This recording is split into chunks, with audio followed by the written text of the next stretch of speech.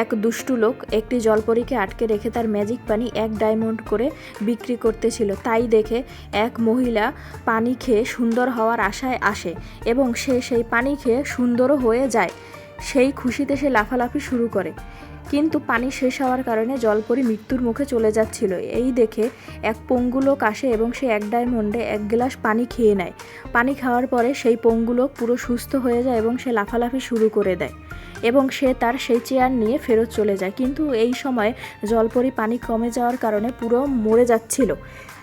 এমন সময় আরেকটি মেয়ে আসে সেই ডায়মন্ড দিয়ে 1 গ্লাস পানি খাওয়ার আশায়। সেই পানি খেয়ে মেয়েটি সুন্দর হয়ে যায় এবং সেও চলে যায়। সবাই পানি খেয়ে চলে যাচ্ছিল, কিন্তু কেউ কোনো জলপরীকে সাহায্য করছিল না। তার চিৎকার সবাই শুনছিল।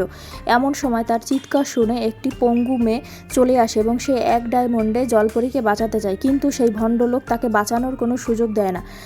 মেয়েটি কীভাবে জলপরীকে সাহায্য করবে দেখার জন্য চ্যানেলটি সাবস্ক্রাইব করুন। মেয়েটি ভণ্ডলোকের দুষ্টুমি দেখে রেগে যায় এবং জলপরীকে নিচে নামিয়ে আনে এবং সেই ভণ্ডলোকটিকে সে ম্যাজিক পানির মধ্যে আটকে রাখে। সেই ম্যাজিক পানি দিয়ে জলপরীকে সুস্থ করে তোলে। জলপরী তার জাদুশক্তি দিয়ে মেয়েটির 1 হাত সুস্থ করে দেয়। মেয়েটিও খুশি হয়ে যায়। এইরকম গল্প দেখতে চ্যানেলটি সাবস্ক্রাইব করুন। ধন্যবাদ।